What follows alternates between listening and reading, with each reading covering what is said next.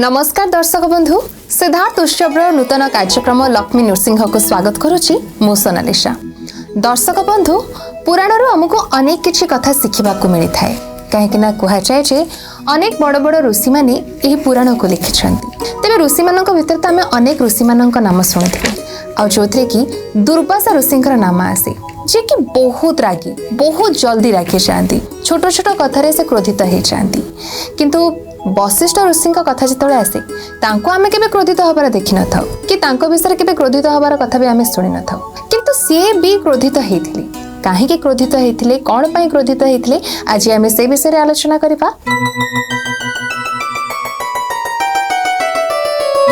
एवं से विषय अधिक जनाया वर्तमान आम सहित अच्छा अष्टादश पुराणर अन्यतम गवेषक professor doctor Niranjan Sahu. Sir नमस्कार। नमस्कार। आपन को आमर नूतन कार्यक्रम लक्ष्मी नृसिंह को स्वागत। जय जगन्नाथ। तेज सर जमी प्रथम मुझे कहली कि दुर्वासा ऋषि रागी जा कथा आम कोटना कोटे बहुत पुराण में शुणीचे कि वशिष्ठ ऋषि रागिबा कथा आम बहुत कम शुणु शुणु कौन कहले न शुणु कहले भी चलिबो किंतु सी भी रागी थिले कौन पई कि। ओम लक्ष्मी नृसिंहाय नमः। ओम लक्ष्मी नृसिंहाय नमः। ओम लक्ष्मी नृसिंहाय नमः। उग्रवीर महाविष्णु ज्वलन्तं सर्वतोमुखं नृसिंह भीषण भद्र मृत्युर्मृत्यु नमाम्यहम्। प्रिय दर्शक बंधु सिद्धार्थ उत्सवर ये जो पावन कार्यक्रम लक्ष्मी नृसिंह गोटे सुंदर प्रश्न आपण अच्छी से प्रश्नटी हूँ जे वशिष्ठ कहीं क्रोधित हेले बोली सोनाली समाम ये प्रश्नटी उत्थापन करिसेंती। आसंतु से संपर्क में शुणा। वशिष्ठ होउचंती ब्रह्मांक पुत्र। वशिष्ठ क्रोधित हुंती नाही। वशिष्ठ होउचंती ब्रह्मर्षि अर्थात ब्रह्मांक पुत्र किंतु ब्रह्मदर्शी हृदय से सृष्टि होइचंती मानस पुत्र से जेमिति विशेष भाव नारद महर्षि होउचंती मानस पुत्र एवं विशेष भाव जेते ऋषि अच्छा नव ऋषि आसीचंती पृथ्वी पृष्ठ को नव ब्रह्मा भाव समस्ते मध्य ब्रह्मांकर विभिन्न अंगरु जात होइचंती। तेबे वशिष्ठ भितर एभली गोटे पर्याय सृष्टि होइची एभली गोटे आख्यायिका सृष्टि होइची तांको क्रोधित होबाको पड़िथला। आसंतु से संपर्क में किसी कथा शुणा जहाँ नृसिंह पुराणर विषय वस्तु। नृसिंह पुराण में एभली गोटे कथा अच्छी भरद्वाज ऋषि प्रश्न करुचंती। भरद्वाज ऋषि प्रश्न करुचंती एवं उग्रतपा ऋषि सूत महर्षि तार उत्तर करुचंती। पचारिले जे हे सूत महर्षि आपण तो समस्त शास्त्र अष्टादश महापुराण अष्टादश उपपुराण अष्टादश औपपुराण ये समस्त पुराण आपण पाखरे व्यासदेवंकर समस्त पुराण आपण पाखरे एवं आपण निश्चित भाव में नैमिषारण्य एक संपर्क में विशद भाव व्याख्या करुचंती। तेबे आम भितर गोटे व्याकुलता जे नारद महर्षिंकर कथा एवं भागवतर कथा एवं विविध आख्यायिक कथा भितर विशेष भाव में आसुचंती वशिष्ठ ऋषि।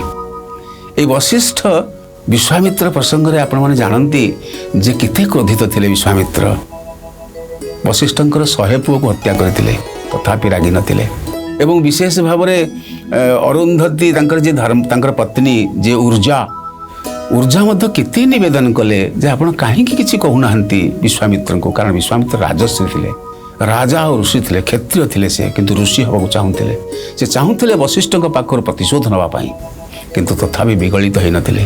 तेबे गोटे प्रसंग आसंतु शुणिबा किभली भाव में वशिष्ठ क्रोधित होबाकू बाध्य होइतिले। प्रसंग क्रमे आसुचंती राजा निमी कथा को राजा निमी यज्ञ करने को आयोजन करिसेंती 5000 वर्ष लागिव से यज्ञ जो स्वर्ग मर्त्य पाताल समस्त जीव उद्धार पाइबे। एइथिपई निमी राजा होउचंती विशेष भाव में राजा मनुंकर ब्रह्मांकर पंचम पुत्र पंचम स्तर से होउचंती मनु आउ शतरूपा। मनुंकर नाती होउचंती किए ना निमी राजा आउ इक्ष्वाकुंकर पुत्र होउचंती राजा निमी धर्मात्मा राजा।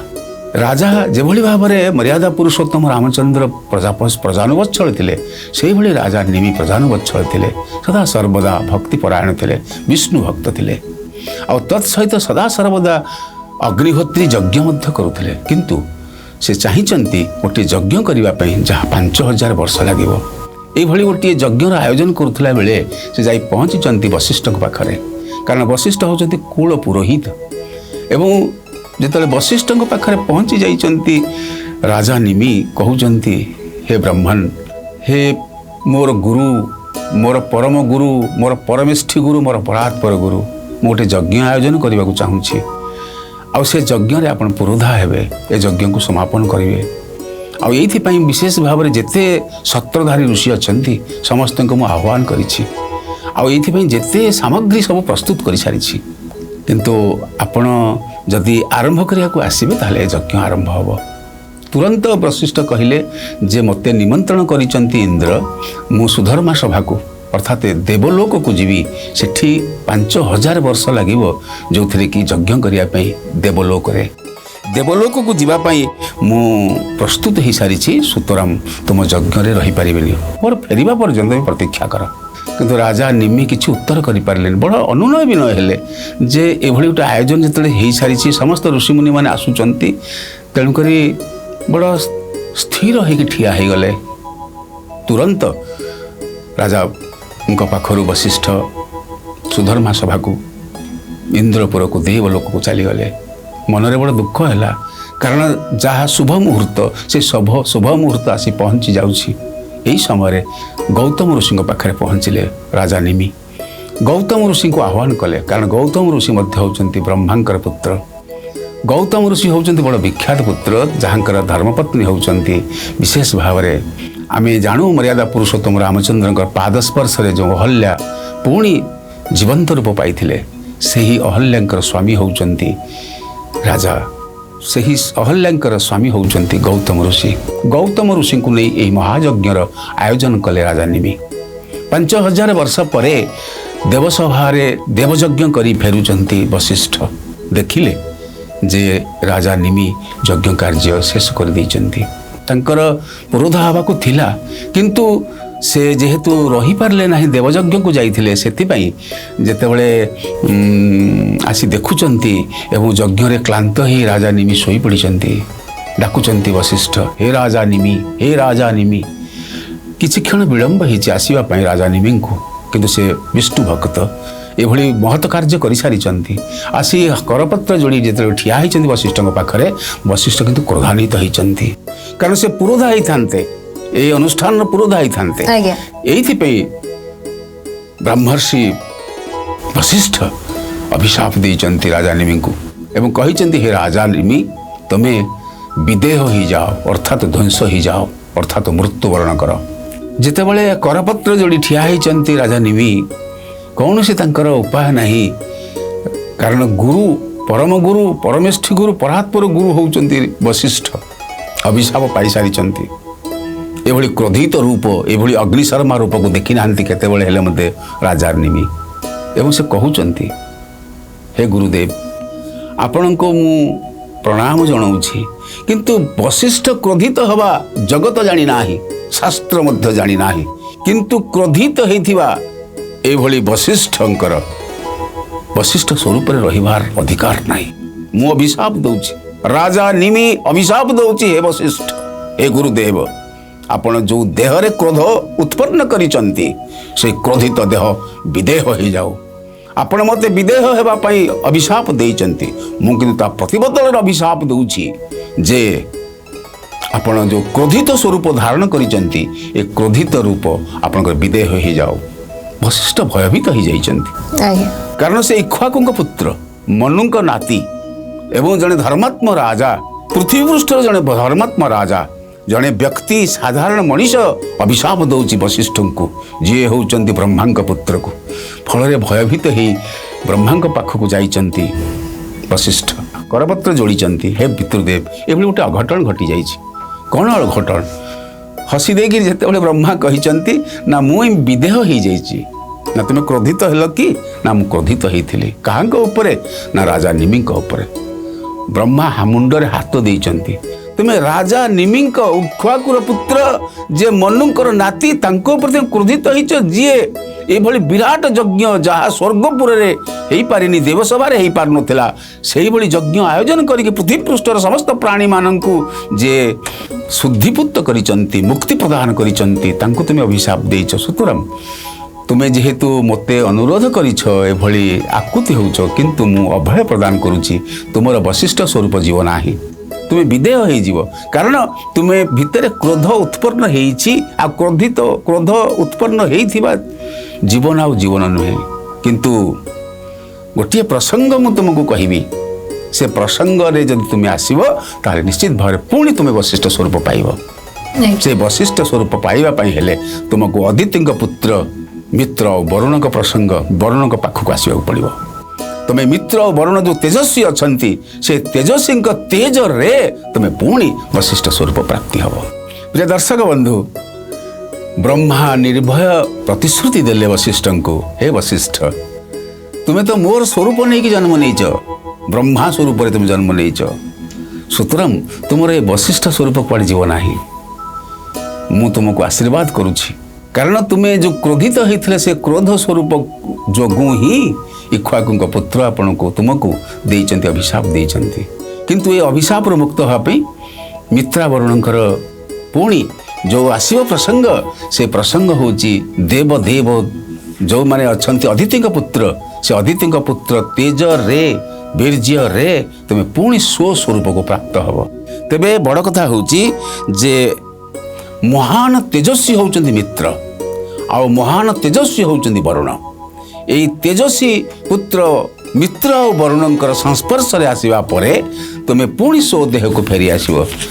ଏବଂ ସେ ସ୍ୱଦେହକୁ ଫେରି ଆସିବା ପର୍ଯ୍ୟନ୍ତ ତୁମେ ପ୍ରତୀକ୍ଷା କର କାରଣ ତୁମେ ହେଉଛ କିଏ ବ୍ୟାସ ବଶିଷ୍ଠ ନପତାରମ୍ ଶକୁତ ପୌତ୍ର ମକଳମସମ୍ ପରାଶର ଆତ୍ମଜମ୍ ବନ୍ଦେ ସୁକତାତ ତପୋନିଧି ବ୍ରହ୍ମା କହୁଛନ୍ତି ଯେ ହେ ବଶିଷ୍ଠ ତୁମ ବଂଶରେ ବ୍ୟାସ ବଶିଷ୍ଠ ଏବଂ ଶକ୍ତ ତତ୍ପରେ ଆସୁଛନ୍ତି ପରାଶର ଏବଂ ପରାଶରଙ୍କ ପୁତ୍ର ହେଉଛନ୍ତି କିଏ ପରାଶର ହେଉଛନ୍ତି ବ୍ୟାସଙ୍କ ପୁତ୍ର ହେଉଛନ୍ତି ପରାଶର କିନ୍ତୁ ପରାଶରଙ୍କ ପୁତ୍ର ଭାବରେ ଯିଏ ଆସିବେ ସେ ହେଉଛନ୍ତି କିଏ ନା ସୁକ ତପୋନିଧି ତୁମ ବୀର୍ଯ୍ୟରେ ତୁମ ଅଂଶରେ ଯେତେବେଳେ ଆସୁଛନ୍ତି ତପୋନିଧି କିଏ ନା ସୁଖଦେବଜୀ ମହାରାଜ ଏଇଥିପାଇଁ ତୁମକୁ ସ୍ୱସ୍ୱରୂପ ପ୍ରଦାନ କରାଯିବ ତ ବଶିଷ୍ଠଙ୍କ କଥାରେ ମିତ୍ର ବରୁଣଙ୍କ କଥା କୋଉଠୁ ଆସିଲା ସେ ମିତ୍ର ବରୁଣ ଜଣକ ସିଏ କିଏ প্রিয় দর্শক বন্ধু সুন্দর কথাটিয়ে কারণ আমি পূর্বর চর্চা করেছে যে বিশেষ ভাবে যেতবে অভিশাপ পাচ্ছেন অভিশপ্ত হয়ে যাচ্ছেন বশিষ্ঠ কাহাঙ্কর না রাজা নিমিঙ্ক দ্বারা কোণ অভিশাপ হয়ে পাইছেন না বিদেহ হয়ে যাওয়া যিয়ে ক্রোধ করে সে বিদেহ হয়ে যায় তেণুক যিয়ে শুদ্ধ যিয়ে নির্মল যিয়ে স্ফটিক সদৃশ সে হচ্ছেন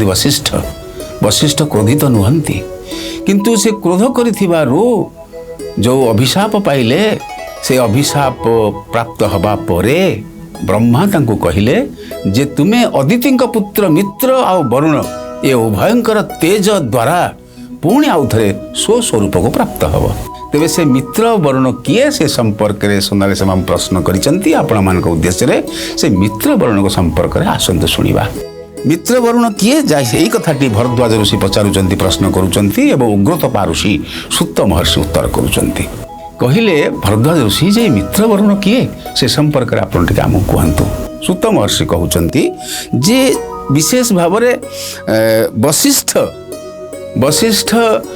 ଅଭିଶାପତଗ୍ରସ୍ତ ହୋଇସାରିଛନ୍ତି କିନ୍ତୁ ଯେଉଁ ମନୁ ଆଉ ଶତରୂପାଙ୍କର ପୁତ୍ର ହେଉଛନ୍ତି ପ୍ରିୟବ୍ରତ ଆଉ ଉତ୍ତାନପାଦ ତାଙ୍କର ଭଉଣୀ ତିନି ହେଉଛନ୍ତି ଆକୁତି ଦେବହୂତି ପ୍ରସୂତି ଆକୁତିଙ୍କ ଗର୍ଭରୁ ଜନ୍ମ ହେଉଛନ୍ତି କଶ୍ୟପ ଋଷି এই କଶ୍ୟପ ଋଷିଙ୍କର 13ଟି ପତ୍ନୀ ଥିଲେ ଏ 13ଟି ପତ୍ନୀଙ୍କ ମଧ୍ୟରେ ଦିତି ଅଦିତି କଦ୍ରୁ ବିନତା ଚନ୍ଦ୍ରାବତୀ ଛାୟା ମାୟା ଉତ୍ପଳା ନୀଳା ମେଖଳା ତିଳୋତ୍ତମା ଲୋଚନା ଆଉ ରୂପଗିଳା এইଭଳି 13ଟି ପତ୍ନୀଙ୍କର ସ୍ୱାମୀ ଥିଲେ କିଏ ନା କଶ୍ୟପ ଋଷିଙ୍କର ଯେଉଁ ଦିତି ଆଉ ଅଦିତି ଏ ଦିତିଙ୍କ ପୁତ୍ରମାନେ ହେଉଛନ୍ତି ଅସୁରମାନେ ଆଉ ଅଦିତିଙ୍କ ପୁତ୍ରମାନେ ହେଉଛନ୍ତି ଦେବତାମାନେ ଆମର ଯେଉଁ କଦ୍ରୁ ତାଙ୍କ ପାଖରୁ ଆସୁଛନ୍ତି ନାଗକୂଳ ବିନତାଙ୍କ ପାଖରୁ ଆସୁଛନ୍ତି ପକ୍ଷୀକୂଳ ଏବଂ ଦିତିଙ୍କ ପାଖରୁ ଆସୁଛନ୍ତି ଅସୁରମାନେ ଯେଉଁମାନେ ପାତାଳପୁରରେ ଅଛନ୍ତି ଆଉ ଅଦିତିଙ୍କ ପାଖରୁ ଆସୁଛନ୍ତି ଦେବତା ମାନେ ଯେଉଁମାନେ ସ୍ୱର୍ଗପୁରରେ ଅଛନ୍ତି। ଆଉ ଅନ୍ୟମାନେ ଯେଉଁମାନେ ରହିଲେ କଶ୍ୟପଙ୍କର ପତ୍ନୀ ସେମାନେ ସ୍ୱର୍ଗଲୋକ ଅର୍ଥାତ୍ ସ୍ୱର୍ଗ ମର୍ତ୍ତ୍ୟ ନୁହେଁ, ମର୍ତ୍ତ୍ୟ ଲୋକରେ ସେମାନେ ସମସ୍ତେ ଅଛନ୍ତି। କିଏ ପକ୍ଷୀ କୂଳରେ ଆଉ କିଏ ବିଶେଷ ଭାବରେ ବିବିଧ ବିବିଧ କୂଳରେ ମନୁଷ୍ୟ ପର୍ଯ୍ୟନ୍ତ ଉତ୍ପଳାଙ୍କ ପାଖରୁ ଜନ୍ମ ହୋଇଛନ୍ତି ମନୁଷ୍ୟମାନେ। ଏଇଭଳି ପ୍ରସଙ୍ଗ ପୁରାଣମାନଙ୍କରେ ବର୍ଣ୍ଣନା ଅଛି। ତେବେ ଯେଉଁ ଅଦିତି, ସେ ଅଦିତିଙ୍କ ପାଖରେ ଯେଉଁ ଦେବତାମାନେ ଆସିଲେ, ସେ ଦେବତାଙ୍କ ଭିତରେ ଅଛନ୍ତି କିଏ ନା ପ୍ରଥମ ହେଉଛନ୍ତି ଭଗବାନ ସ୍ୱରୂପରେ କିଛି ପୁତ୍ର ଜନ୍ମ ଦେଇଛନ୍ତି ଦେବତାମାନଙ୍କୁ। କଶ୍ୟପ ଋଷିଙ୍କ ଔରସରୁ ଆସୁଛନ୍ତି ଆଉ ଅଦିତିଙ୍କ ଗର୍ଭରୁ ଜନ୍ମ ହେଉଛନ୍ତି। ଭଗଙ୍କ ପରେ ଆସୁଛନ୍ତି ଅଂଶୁ ଅର୍ଥାତ୍ ସୂର୍ଯ୍ୟ ଅଂଶୁ, ଅର୍ଥାତ୍ କିଛି ଦେବତା ଆସୁଛନ୍ତି ସୂର୍ଯ୍ୟ କୂଳର ବା ସୂର୍ଯ୍ୟ ବଂଶର ଦେବତାମାନେ ଆସୁଛନ୍ତି। ତାପରେ ଆସୁଛନ୍ତି ଅର୍ଜମା ମାନେ ଏବଂ ତତ୍ ସହିତ ଆସୁଛନ୍ତି ମିତ୍ର ଆଉ ବରୁଣ। ଚତୁର୍ଥ ପୁତ୍ର ହେଉଛନ୍ତି ବା ଚତୁର୍ଥ ପର୍ଯ୍ୟାୟର ପୁତ୍ର ହେଉଛନ୍ତି ମିତ୍ର ଏବଂ ପଞ୍ଚମ ପର୍ଯ୍ୟାୟର ପୁତ୍ର ହେଉଛନ୍ତି ବରୁଣ। ଏବଂ ତତ୍ ସହିତ ଆସୁଛନ୍ତି ସବିତା ସୂର୍ଯ୍ୟ ଅଂଶରେ ଏବଂ ଆସୁଛନ୍ତି ଧାତା, ଯେ ବିଧାତା ଧର୍ମଦେବତା ଅର୍ଥାତ୍ ବିଧାତା ବିଧି, ସେ ହେଉଛନ୍ତି ଧାତା ଆସୁଛନ୍ତି। ତା ସହିତ ବିବସ୍ୱାନ ଆସୁଛନ୍ତି ଏବଂ ଆସୁଛନ୍ତି ମଧ୍ୟ ତୋଷ୍ଟା ପୂଷା ଏବଂ ଇନ୍ଦ୍ର, ତା ସହିତ ଦ୍ୱାଦଶ ବାୟୁ।